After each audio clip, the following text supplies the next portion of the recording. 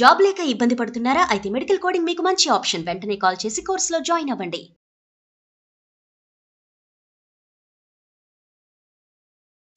నమస్తే కళ్యాణ్. నమస్తే జగర్. వినోద్ అనే ఒక పర్సన్ మనకి మెయిల్ చేశారండి. పెళ్ళైపోయింది, సుఖంగా వెళ్ళిపోతుంది జీవితం. మళ్ళీ బయట అమ్మాయి కూడా కాదటండి, ఇంట్లో అమ్మాయి, చుట్టాలు.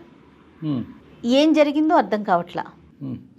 నాకు చాలా ఇష్టం అండి నా భార్య అంటే, కానీ నా వల్ల కావట్లేదు. నేను యాక్సెప్ట్ చేయలేకపోతున్నాను, వదిలేయలేకపోతున్నాను. Something is wrong. సరే, ఒకసారి మీతో మాట్లాడిస్తానని చెప్పాను. తప్పకుండా మేడం, ఒకసారి కాల్ చేద్దామండి.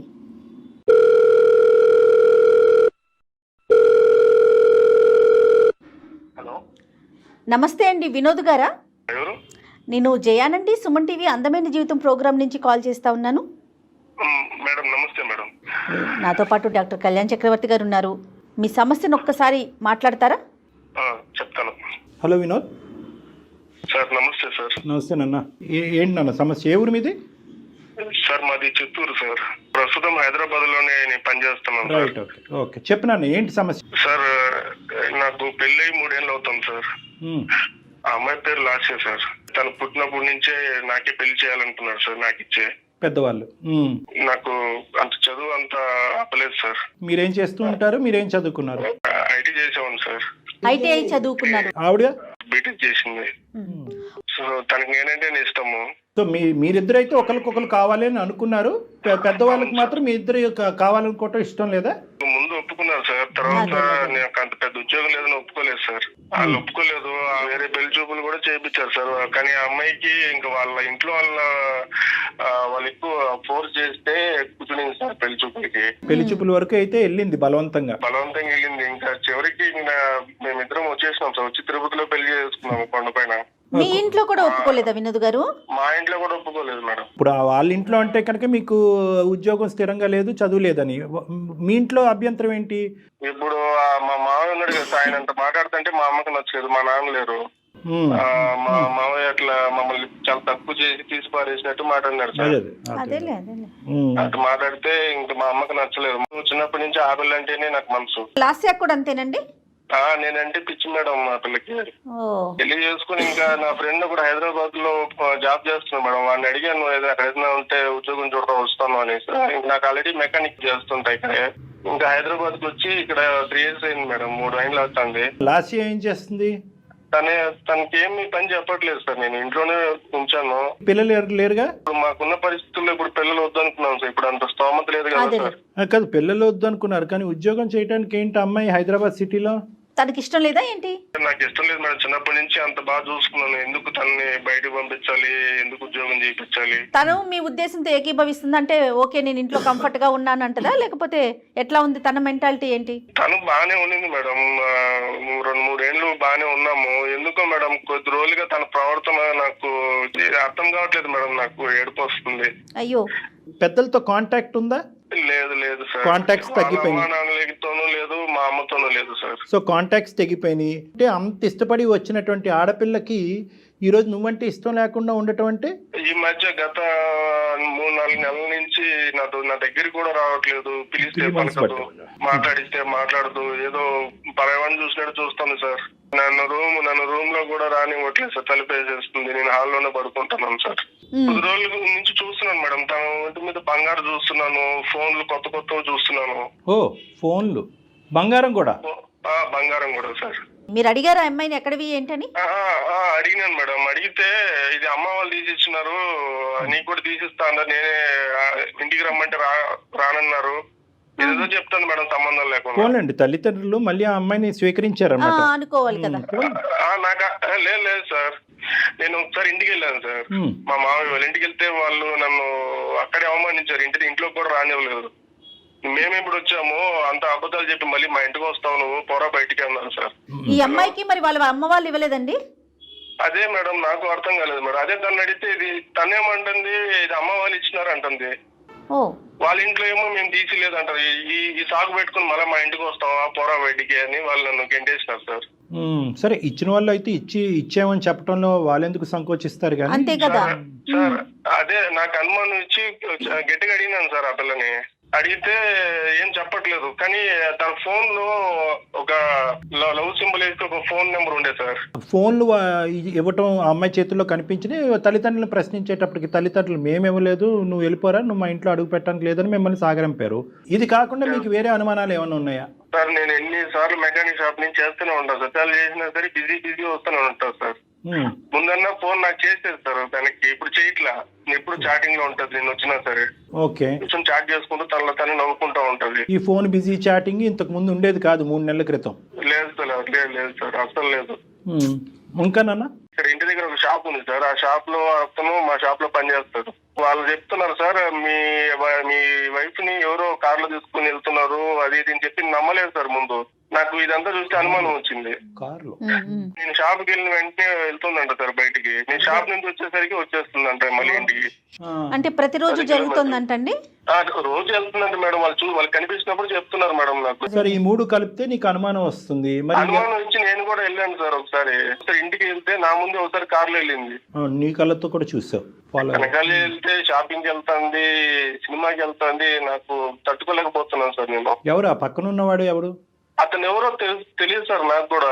చివరికి అడిగేసిన సార్, మనసు చంపుకొని ఏదైతే అయింది అని చెప్పుకొని అడిగితే నీకు తెలియదు, నేను అనుమానిస్తున్నావు అని చెప్పి తిరిగి నన్నే అంటాను సార్. నీదే అనుమానం అంటుందా? నేను నా కల్లారా నేను చూసాను అంటుంటే కూడా నమ్మట్లేదు సార్. లేదు, నువ్వు ఎవరినో చూసినావు, నేను ఒక్కటే వెళ్ళాను, ఎవరితో వెళ్ళలేదు అని నాతో వాగ్వాదాలు పెడతాను సార్. ఆ స్మార్ట్ ఫోన్లు ఏవో ఉన్నాయి కదా, ఒక 2-3 ఫోటోలు వీడియోలు తీయలేకపోయావు? కార్ నెంబరు మాల్లో అక్కడ తిరుగుతున్నప్పుడు సార్.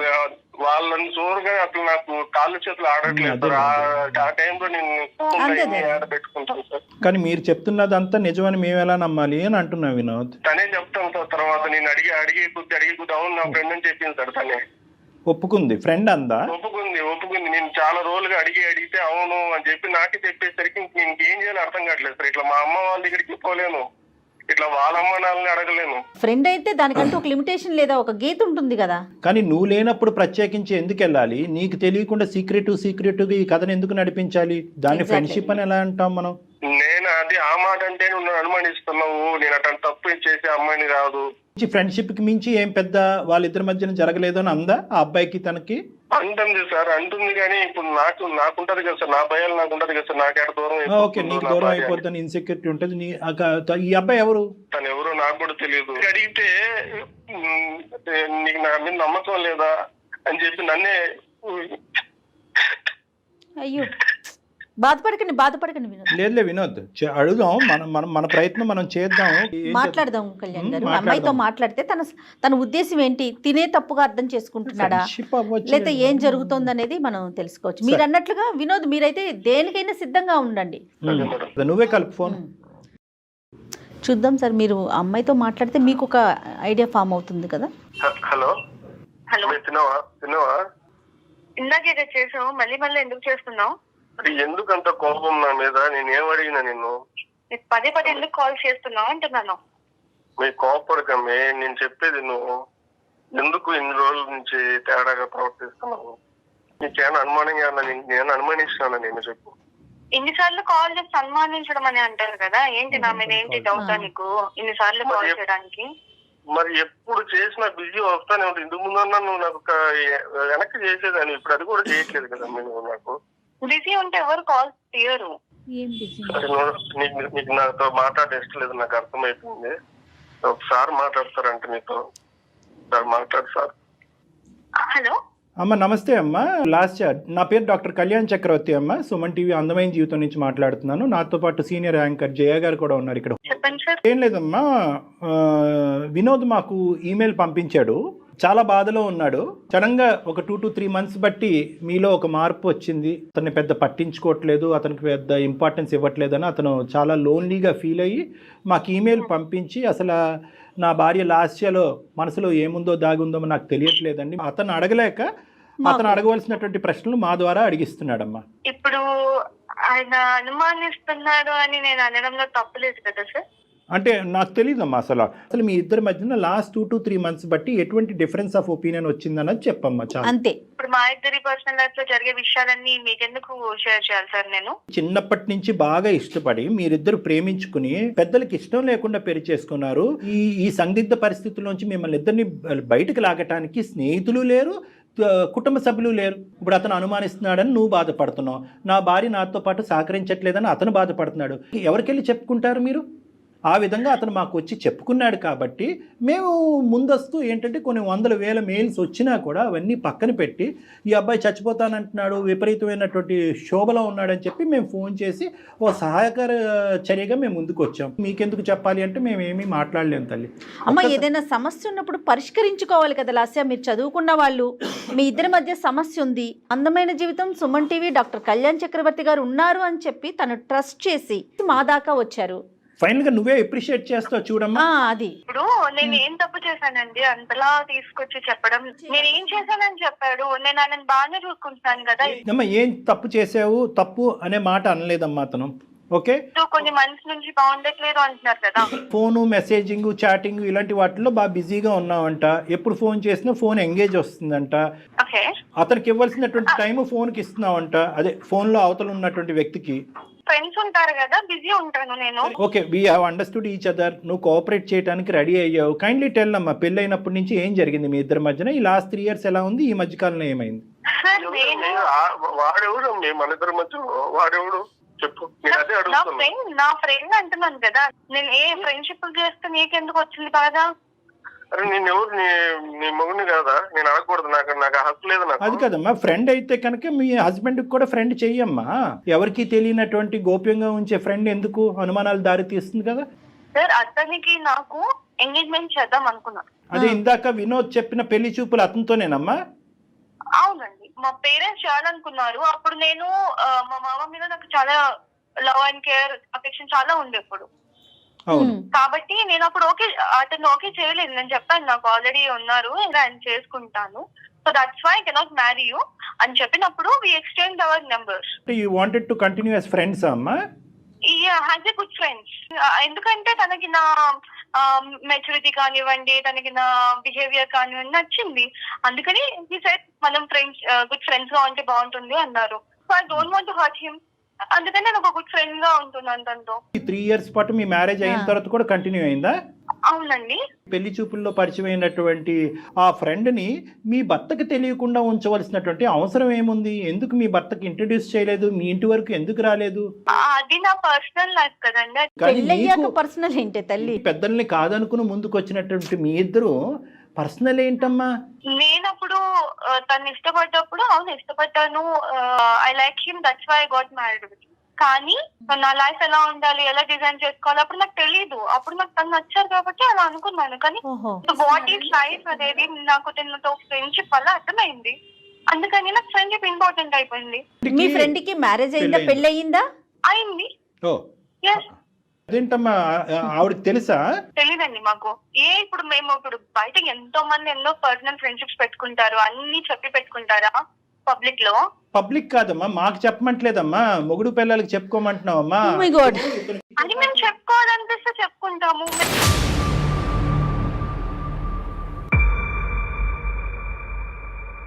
తను ఇక్కడే హైదరాబాద్ లోనే ఉంటారు కాబట్టి నాకు తనతో ఇంకా క్లోజ్నెస్, నాకు తన బిహేవియర్, తన way of living, life style అంతా నచ్చింది. ఇప్పుడు అవన్నీ మాకు తెలుస్తున్నాయమ్మా. ఇప్పుడు అతని స్థానం ఏంటి, నీ భర్త అయ్యే స్థానం ఏంటమ్మా? What is the problem with him?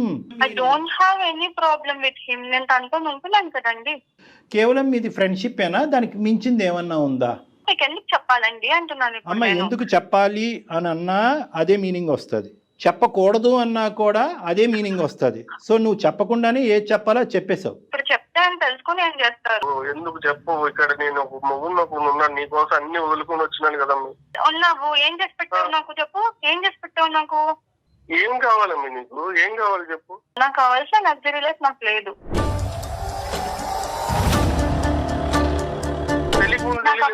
నాకు తెలియదు, అప్పుడు నాకు తెలియదు. ఇల్లు వచ్చేటప్పుడు నాకు తెలియదు, ఇప్పుడు తెలుస్తుంది, నాకు బుద్ధి వచ్చింది. సో అందుకని నా లైఫ్ ని నేను ఎంజాయ్ చేస్తున్నా. ఏం మాట్లాడాలమ్మా నీతో?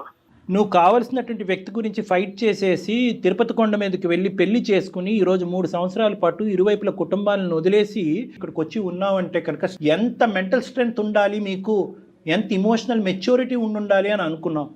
కానీ ఇక్కడ కాంట్రాస్టింగ్గా ఒక డిఫరెంట్ పిక్చర్ కనిపిస్తుందమ్మా, ఆపోజిట్ పిక్చర్ కనిపిస్తుంది మాకు.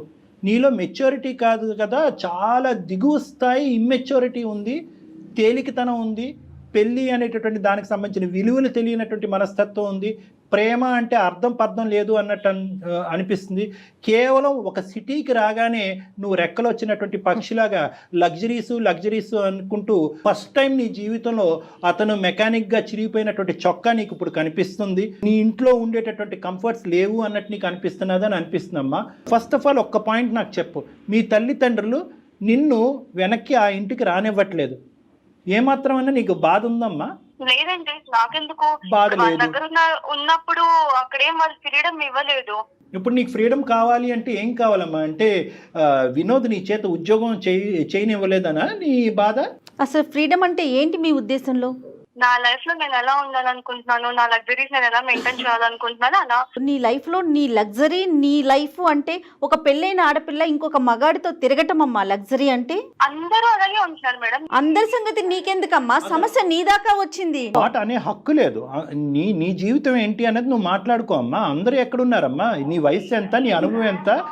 నేను మేజర్ కాబట్టి. నువ్వు మేజర్ అయినా కూడా 10 times మైనర్లో ఉన్నావు నువ్వు. ఇక్కడ ఒకటే పాయింట్, నా జీవితం అనేటటువంటి మాట ఎప్పటి వరకు అంటే కనుక నువ్వు బ్యాచులర్గా ఉన్నంతసేపు, మీ ఊర్లో ఉన్నంతసేపు, మీ అమ్మ నాన్న దగ్గర పెరిగినంతసేపు. పెళ్ళి అయిన తర్వాత మీరిద్దరూ కలిసి ప్రయాణం చేస్తున్న తర్వాత ఇద్దరు టోటల్గా ఒక నమ్మకంతో, ఒక ట్రాన్స్పరెన్స్తో పెరగాలి అనేటటువంటి ఉద్దేశంతోనే పెళ్ళి అనేటటువంటి ఒక బంధం ఏర్పడింది. నా అనే మాటలో మన అనేటటువంటి పదం కూడా రావాలి. నీ భర్తకు తెలియకుండా ఇలా ఈ విధంగా నువ్వు ప్రవర్తించడం అనేటటువంటిది నీకు ఇష్టమేమో కానీ, but you are bound to answer to him. అతనికి సమాధానం చెప్పవలసినటువంటి రైట్ నీకుంది. ఎందుకంటే నువ్వెంతైతే అతను నమ్ముకుని పారిపోయి వచ్చేసావో, అతను కూడా నిన్ను నమ్ముకుని వచ్చేసాడు. నీ తల్లిదండ్రులు ఫస్ట్ నిన్ను ఆపారు. నువ్వు బీటెక్ చదివేవమ్మా, వాడు మెకానిక్, ఐటీఐ మధ్యలో ఆపేశాడు. వద్దు అమ్మ అంటే కనుక నోనో నాన్న వాడే కావాలి, ఐ వాంట్ హిమ్ అని చెప్పుకుంటూ అతను వెనక తోకలాగా పరిగెట్టుకుని వచ్చావు. అప్పుడే మీ తల్లిదండ్రుల యొక్క మాట విని గుడ్ బై చెప్పి ఉంటే కనుక అతను ఎవడో ఇంకో అమ్మాయిని చేసుకుని హ్యాపీగా ఉండేవాడు. ఈరోజు ఇక్కడ పెద్ద ఫెయిలియర్ ఎవరిదో తెలుసా? నీదే వినోద్. నీ ఫెయిలియర్ ఎక్కడో ఊడిపడినటువంటి ఆడపిల్ల కాదు, అరేంజ్డ్ మ్యారేజ్ కాదు, మీ కుటుంబంలోనే పుట్టి పెరిగినటువంటి ఒక ఆడపిల్ల యొక్క సైకాలజీ, మెంటాలిటీ నువ్వు ఆవగింజంతా కూడా అసెస్ చేయలేకపోయావు. నోట్లో వేలు పెట్టుకునే పిల్లోడు కూడా అసెస్ చేస్తాడు, ఈ అమ్మాయికి మెంటల్ మెచ్యూరిటీ లేదు, గాలివాటం, గాలి ఎటువైపు వేస్తే అటువైపు కొట్టుకుపోయేటటువంటి రకం. వాడి పిల్లం వచ్చి ఈ అమ్మాయి జుట్టు పట్టుకుని నేలకేసి కొడతాది. ఆ రోజు ఈ అమ్మాయికి తెలిసి వస్తుంది, దిస్ ఈస్ కామన్, ఇది fair, what is wrong, where is freedom, ఈ ఇంగ్లీష్ టెక్స్ట్ బుక్లో ఉన్న పదాలన్నీ వాడేస్తుంది కదా. ఈ అమ్మాయికి సరైనటువంటి పనిష్మెంట్ ఇప్పుడు వరకు తగల. లవ్ మ్యారేజ్ అయినా కూడా పేరెంట్స్ క్షమిస్తారు. అరే ఏముందిలే, మన ఆడపిల్ల ఎక్కడో ఎలా ఉందో, మన ఇంట్లో మనిషిని ఇక్కడ చేసుకుంది, పండగకు పిలుద్దాం, పబ్బానికి పిలుద్దాం. 3 years పాటు ఈ అమ్మాయిని ఇప్పటికి కూడా గడప తొక్కనివ్వలేదు అంటే కనుక ఈ అమ్మాయి మొండి వైఖరి వాళ్ళు మొదటి నుంచే స్టడీ చేసి ఈ రోజు వచ్చినటువంటి అమ్మాయి మళ్ళీ మన ఇంట్లో ఏం పెంట పెడతాది రా బాబు, ఎక్కడుంటే అక్కడే ఉన్నాయి అని చెప్పి ఆ అమ్మాయికి దండం పెట్టి నీ నెత్తి మీద పెట్టి వదిలేశారు. ఈ గుడిబండను తెచ్చుకుని నీ నెత్తి మీద పెట్టుకున్నాను. సార్ పెళ్లికి ముందు ఇట్లా లేదు కదా సార్. నేనంటే ప్రాణం అనింది, నేనంటేనే ఇష్టపడింది, ఎక్కడైనా తీసుకెళ్ళిపోమావయ్యా అనింది. లేదు, నువ్వెవరితో నన్ను ఉన్నావని నేను వచ్చి చూస్తున్నానా? లేదు కదా. నన్ను నువ్వే ప్రతిదానికి వెనకొచ్చి ఎంక్వైరీ చేస్తున్నావు. నేను చేస్తున్నాను. అమ్మ కనిపించేటటువంటి వాటి గురించి మాట్లాడదాం అమ్మ. నువ్వు ఫోన్ చేసినప్పుడు అతను ఫోన్ ఎంగేజ్ రాలేదు, నువ్వు మెసేజ్లు పెట్టినప్పుడు అతను తిరిగి మెసేజ్లు పెడుతున్నాడు. ఏ టైం వచ్చినప్పుడు ఎప్పుడు వెళ్ళినా కూడా ఆ మెకానిక్ షాట్లో స్క్రూలు బిగించుకుంటూ కూర్చున్నాడు. నువ్వేమో వచ్చి కారుల్లో తిరుగుతావు కదా. అతను ఏమన్నా కార్ల మీద తిరిగాడా? నీకు ఆల్రెడీ పెళ్ళయింది, అక్కడ అడ్డంగా దొరికేది. ఆల్రెడీ అతనికి పెళ్ళైపోయింది, అతనికి ఒక భార్య ఉంది, మీది ఒక ఫ్రెండ్షిప్, దానికి ఒక గొప్ప పదం. ఈ పదాలు ఎక్కడ దొరుకుతున్నాయో భగవంతుడా, దాన్ని తీసుకొచ్చి పెట్టేసుకున్నావు. దాన్ని ఎక్కడి దాకా తీసుకెళ్తావు? మ్యారేజ్ అనేది ఒక ఆప్షన్ అంతే కదండి. ఇప్పుడు ఎవరికి నచ్చిన వాళ్ళు పెట్టుకుంటారు కదా. అవునా? అదొక ఆప్షన్. నచ్చిన డేస్ ట్రావెల్ చేస్తారు, లేకపోతే వదిలేస్తారు. దానికి ఎందుకు ఇంత? ఈ నిర్వచనాలు మాకు దయచేసి చెప్పద్దు. Marriage is an option, A B C ఇలాంటివన్నీ మాకు అనవసరం. మేము ఇంకా అంత పోస్ట్ కల్చర్ లో లేమమ్మా. కేవలం ఇది ఒక గుట్టుగా ఉన్నంత సేపే ఈ మాట తీరు. ఇదే పంచాయతీ ఓపెన్గా నీ బాయ్ ఫ్రెండ్ వాళ్ళ భార్య వాళ్ళ కుటుంబ సభ్యుల మధ్యన పెడదామా రేపు మధ్యాహ్నం? రెడీనా నేను రెడీ. మీరు? పెడదామంటే నేను రెడీ. నేను మళ్ళీ చెప్తున్నాను, ఆ. మా పర్సనల్ లైఫ్ లోకి ఇన్వాల్వ్ అవ్వను అని అవుతున్నారు మీరు. తప్పదమ్మా, తప్పదు. నువ్వు ఎందుకంటే మాకు నేర్పించేస్తున్నావు ఇక్కడ. తను వాళ్ళ వైఫ్ తో హ్యాపీగా లేడేమో.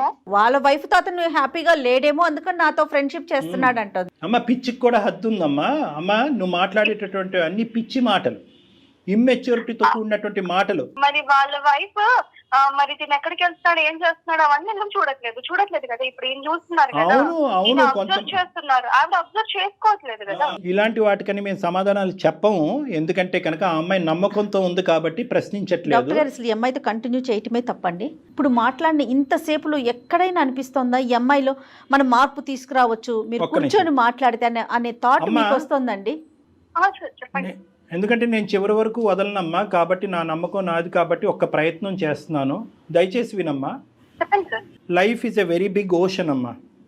ఈరోజు నువ్వు నిలబడినటువంటి ఎక్కడైతే నువ్వు నిలబడ్డావో, ఏవైతే ఆలోచిస్తున్నావో, ఏవైతే అనుభవిస్తున్నావో, ఇవన్నీ కూడా ఊహాజనకం. మనకి ఏదన్నా శిక్ష పడేటటువంటి పరిస్థితి వచ్చేంత వరకు ఇవి నిలబడతాయి. నువ్వు ఇంకా ఊహించుకోవట్లేదు. నీలో ఉన్నటువంటి ప్రధానమైనటువంటి లోపం ఏంటంటే పరిణామాల గురించి ఆలోచించట్లేదు తల్లి. నువ్వు నాకు నీ మీద కోపం రావట్లేదు, జాలేస్తుంది. మీ ఆయన్ని చూస్తే ఇంకా జాలేస్తుంది. ఈ కొత్తగా కనిపించినటువంటి వ్యక్తి నీకు దేవుళ్ళలా కనిపిస్తున్నాడు, ఎల్లకాలం నిలిచిపోతుంది అని అనుకుంటున్నావు. ఈ స్వర్గం ఎల్లకాలం నిలవదు అని ఒక్క మాట చెప్పాలి అని అనుకుంటున్నాను మనకు. ఈ సోకాల్డ్ స్వర్గం ఏదైతే నువ్వు అబ్బాయితో పాటు నువ్వు అనిపిస్తున్నావో ఇది ఎల్లకాలం నిలబడదు. ఆ అమ్మాయికి తెలిసి వస్తే కనుక మీ ఇద్దరిని రోడ్డుకి ఇచ్చేటటువంటి పరిస్థితి వస్తుంది. ఇప్పటికి కూడా భగవంతుడు నీకు ఒక అవకాశం ఇచ్చాడు అందమైన జీవితం ద్వారా. ఎప్పుడు ఉంటామో ఎప్పుడు పోతామో తెలియదు కదా సార్, అందుకని చెప్పు. నా మాట ఒక్కసారి వినమ్మా. ఇప్పుడు నాకంటూ ఎవరు లేరు, నువ్వు తప్ప. నీకంటూ ఎవరు లేరు, అదే కదా మేడం, నేను తప్ప. ఇప్పుడు ఒక పెద్దవాళ్ళ పొజిషన్ లో వీళ్ళు సారు మేడం ఒకసారి చెప్తున్నారు. నీకు చివరిగా చెప్తున్నానమ్మా, ఇది ఇంకా నీ ఇష్టం. ఇంకా నేను చెప్పడం అయితే చెప్పినా నీకు. నేను చాలా పోరాడా నీతో, భరించాను. నేను ఎంతగాని భరించగలనమ్మా. నేను కూడా ఇంకా నాతోడు కూడా కాదమ్మా, నీ ఇష్టం. ఇంకా నేను అనుకున్న లైఫ్ తీసుకొచ్చివ్వగలవా? ఇప్పుడు మనకున్న పరిస్థితులకి నువ్వు కోరుకునేటివన్నీ రావు కదమ్మా. అమ్మా ఇది నువ్వు కోరుకుని వచ్చిందమ్మా, ఇదేం బలంతో పెళ్లి కాదు. చెప్పాను కదా సార్, నేను తనతో ఉంది, నా ఫ్రీడమ్ నాకు కావాలని ఉండాను అంతే. తనకి ఇంట్లో చేసి పెట్టాల్సిన చేసి పెడుతున్నాను. ఒకటి తల్లి, నా వంతు ప్రయత్నం నేను చేశా.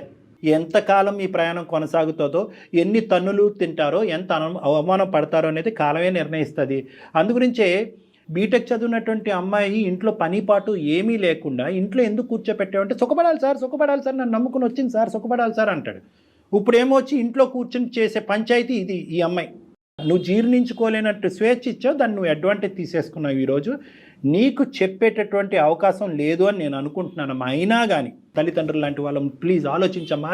ఇదన్నా అనుకో, అక్కడ మనస్సాక్షి అనేది ఒకటి ఉంటుంది వినోద్కి. అది అంటది, ఒరే ఏంద్ర బాబు పైపైన కడిగి ఇచ్చేస్తున్నారు ఈ ఇస్త్రీ, ఎంగిలి విస్తరిని, మళ్ళీ అందులోనే నిన్ను భోంచేయమంటారు, వద్దురా బాబా. అతని మనస్సాక్షి అతన్ని అంటది. కాబట్టి నీలాంటి వ్యక్తితో అనుక్షణం ఇలా కాపాడుకుంటూ ఫోన్లు చేస్తూ ఈ మెకానిక్ షెడ్లో ఉన్నంతసేపు ఇక్కడ ఇంట్లో ఏం చేస్తున్నావు అని అనుకుని అతను బ్రతకటం వ్యర్థం. వినోద్ ఏం చేద్దాం చెప్పండి. వినోద్ మీ ఒపీనియన్ చెప్పండి. మేడం నేను చెప్పాల్సినంత చెప్పాను మేడం తనకి. ఆ అమ్మాయి ఒప్పుకుంటే నేను ఇప్పుడు కూడా సిద్ధమే మేడం. కానీ తను ముందులానే ఉంటానంటే నేను కూడా ఎలా ఉండగలుగుతాను madam? Last and final question Lasya, అన్నీ వదులుకుని పద్ధతిగా జీవించేటటువంటి ఆలోచన నీకుందా? ఈ పిచ్చి పిచ్చి పనులన్నీ ఆపేసి అప్పుడే వినోద్ నీతో ప్రయాణం చేస్తాడు, లేదంటే గుడ్ బై అంటానికి రెడీగా ఉన్నాడు. ఏమంటావు? You don't have interest in this marriage or that person? You don't have interest in Vinod, so you have interest in that person. మీ ఇద్దరి మధ్యన ఒక పనికిరాని ఒక అక్రమ సంబంధం డెవలప్ అయ్యింది. పెళ్లి చూపులు కాస్త ఒక అక్రమ సంబంధం కింద బ్యాక్గ్రౌండ్లో కంటిన్యూ అయింది. ఇది మాట్లాడకుండా ఏవేవో మాట్లాడుతున్నావు ఏంటి నువ్వు? మీకు మేము చేతులు జోడించి బతిమాలాలా? అమ్మ తల్లిదండ్రులు లాంటి వాళ్ళు మారమ్మా, నీకు పరువు పోతుందమ్మా, కుటుంబం రోడ్డు మీకు వస్తుందమ్మా అని చెప్పి నిన్ను బతిమాలాలా? వద్దమ్మా, నీకు ఇవ్వాల్సినటువంటి టైం చాలా ఇచ్చాము. వినోద్, ఇటువంటి అమ్మాయిని నువ్వు ఆలోచించకుండా, తెలివితేటలు లేకుండా, అసెస్ చేయకుండా పరిగెట్టుకుంటూ వెళ్ళి పెళ్లి చేసేసుకున్నావు. ఇప్పటికైనా మీ ఇద్దరి మధ్యన పిల్ల జల్లా ఎవరు లేరు కాబట్టి, ఎటువంటి బాధ్యత బరువు లేదు కాబట్టి ఇప్పటికైనా సంతోషంగా సుఖంగా గుడ్ బై చెప్పేసి ఆ అమ్మాయికి నీ జీవితం ఏంటి అన్నది నువ్వు బతుకు. ఆ అమ్మాయి కంటే ఇలా వదలటం, ఎక్కడికక్కడ కట్ చేయటం అలవాటే. అక్కడ తల్లిదండ్రులు కట్ చేసింది, ఇప్పుడు నిన్ను కట్ చేసింది, రేపు ఆడి దగ్గరికి వెళ్తుంది, ఆడిని కట్ చేస్తుంది. డెఫినెట్ గా ఈ అమ్మాయి జంపింగ్ జాకులు అంటారు వీళ్ళని. లాస్య చాలా సంతోషం అమ్మా, ఇంతవరకు మాతో మాట్లాడినందుకు, నీలాంటి ఒక గొప్ప వ్యక్తితో మాట్లాడినందుకు. మధ్యలోనే నేను చెప్పాను డాక్టర్ గారికి ఇది వర్కౌట్ అయ్యే విషయమే కాదని. పాపం ఆయనే లేదు లేదు అని మాట్లాడుతూ ఇక్కడ దాకా వచ్చారు. చాలా సంతోషం తల్లి. నమస్తే. పెట్టేసే తల్లి ఫోన్. ఎప్పుడో చెప్పాను కదా independent women and free bird అని. Bye ma'am. Oh my God మనం మీకు నేను మధ్యలోనే అన్నాను కదా డాక్టర్ గారు, కానీ మీరేమన్నారు? లేదు జయ గారు ఒకసారి మాట్లాడదాం, ఇంకొంచెం మాట్లాడదాం అన్నారు కదా. ఆ అబ్బాయి గురించి మేడం, ఆ అబ్బాయి గురించి మీరు ఆలోచించారు. తను చాలా డిస్టర్బ్డ్ క్యారెక్టర్ అండి. తనకేం చెప్తారో చూడండి కళ్యాణ్ గారు. వినోద్, ఇప్పుడు నువ్వు హ్యాపీగా ఉండాలి, అర్థమైందా? సార్ స్టార్టింగ్లోనే చెప్పాను, చేదైనటువంటి నిజాలు నీకు వినిపిస్తాయి. ఇది కేవలం ఫ్రెండ్షిప్ కాదు, దానికి మించింది అంటే కనుక ఆ అమ్మాయి అసలు మొండిగా హ్యాపీగా ఒప్పుకుంది. ఇప్పుడేమో వచ్చి వెళ్ళిపోతానికి రెడీయా అంటే కనుక హ్యాపీగా వెళ్ళిపోతాను నేను, ఫ్రీ బర్డ్ అంది. ఇన్ని రోజులు ఇంత దాచిపెట్టిందా సార్? అది ఎగిరి ఎగిరి ఇంకో పంజరంలో చిక్కుంటుంది, అది గుర్తుపెట్టుకో. ఇంకొకటి కూడా నేను చెప్తున్నా, నువ్వు హ్యాపీగా ఉండటం అనేది ఎంత ఇంపార్టెంటో మొండిగా ఉండటం కూడా అనేది అంత ఇంపార్టెంట్. ఆ అమ్మాయి అక్కడ ఇక్కడ ఆ పెంట ఈ పెంటలోకి వెళ్ళి అన్ని ముళ్ళు గుచ్చిపించుకుని మళ్ళీ తలుపు కొడతాయి, తీరానైనా నేను లోపలికి వస్తా. అక్కడ కూడా ఈ అమ్మాయికి అవకాశం ఇవ్వకుండా ఉండేటటువంటి మొండి ధైర్యం నువ్వు పెంపొందించుకోవాలి. హైదరాబాద్లో ఒంటరిగా ఉండద్దు.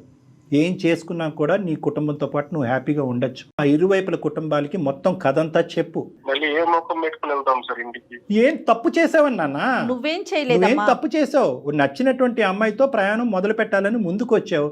ఆ అమ్మాయి మధ్యలోనే గుడ్ బై చెప్పింది. నీకు ఈ టైంలో ప్రధానంగా కావాల్సింది ఒక సపోర్ట్ కావాలి, ఒక ఇమోషనల్ సపోర్ట్ కావాలి. నా అనేటటువంటి ప్రేమించేటటువంటి వాళ్ళు కావాలి. కావాలంటే మీ తల్లిదండ్రులతో కానీ మీ ఫ్యామిలీ మెంబర్స్తో కానీ డాక్టర్ గారు మాట్లాడతారు. మీకు అలాంటి ఇబ్బంది ఏదైనా ఉందంటే ఒక్కసారి కౌన్సిలింగ్ కూర్చుందాం. అలా కూర్చుందాం. ప్లస్ మీరు లీగల్ అడ్వైస్ కూడా తీసుకోవాలి. ఎస్, ఒక లాయర్ని కలవాలి, ఒక అడ్వకేట్ని కలిసి నెక్స్ట్ స్టెప్ ఏమేయాలి అనేది ఆలోచించాలి. కానీ at the end of the day ఈ రోజు నీకు చేదుగా బాధగా అనిపించేటటువంటి ఈ నిజం భవిష్యత్తులో నీకు చాలా సంతోషాన్ని ఇస్తుంది. ఏమాత్రం కంగారు పడమాకండి, దిగులు పడకండి, ధైర్యంగా ఉండండి. ఒక్కసారిగా కొద్దిగా కష్టంగా ఉంది సార్, కానీ నేను స్ట్రాంగ్ అవుతాను. ఓకేనన్నా. మోరల్ సపోర్ట్ కి డెఫినెట్ గా మేము ఉంటాం ఎప్పుడు కూడా. Okay, thanks madam. రైట్ నాన్న, రైట్. Thank you. తను యాక్సెప్ట్ చేయలేకపోతున్నాడు అంతే. ఆబ్వియస్లీ మేడం, కొద్ది గొప్ప అమ్మాయి కౌన్సిల్ చేయడానికి ట్రై చేసింది. ఎందుకు అంటే కనుక ఆ అమ్మాయి భవిష్యత్తు గురించి కాదు, ఈ అబ్బాయి భవిష్యత్తు గురించి. అంతే కదా డాక్టర్ గారు. ఇప్పుడు ఇలాంటి వాళ్ళ జీవితాలు ఇక అలా కంటిన్యూ అవటమేనంటారు? ఎక్కడైనా వెనక్కి వస్తారా? నేను చెప్పాను కదా మేడం ఇందాక, పరిణామాలు ఆలోచించకుండా ముందుకు వెళ్ళిపోయేటటువంటి వాళ్ళు శిక్ష పడినప్పుడు రియలైజ్ అయ్యి మళ్ళీ వెంటనే వచ్చేస్తారు. అప్పుడు పడుతుంది, అమ్మాయికి తొందరలో పడుతుంది. ఫస్ట్ తలుపు తట్టేది ఈ అబ్బాయిని. మళ్ళీ అదే పీక్ స్టేజ్కి వెళ్ళిపోతారు కదండి. ఖచ్చితంగా ఆ అమ్మాయి వస్తుంది, వెనక్కి వస్తుంది, ఒక బాధతో వస్తుంది, దుఃఖంతో వస్తుంది. నువ్వు తప్ప నేను ఎవరు లేరు నా జీవితంలో లేదు. ఎందుకంటే ఈ అబ్బాయికి ప్రస్తుతం ఇప్పుడున్న పరిస్థితుల్లో ఆ అమ్మాయికి గుడ్ బై చెప్పరా బాబు అని చెప్పడం చాలా ఈజీ. ఆ అమ్మాయి మళ్ళీ వెనక్కి వస్తే కనుక ఆ అమ్మాయిని యాక్సెప్ట్ చేయొద్దురా బాబు అని చెప్పడం చాలా కష్టం. వెల్కమ్ చెయ్యొద్దని చెప్పలేం మనం. ఎందుకంటే ఆ అబ్బాయి చాలా బలంగా అతని మనసులో తనకు స్థానాన్ని ఇచ్చాడు. రైట్, చూద్దాం ఎటువంటి పరిణామాలకు దారితీస్తుంది. రైట్ అండి, నమస్తే.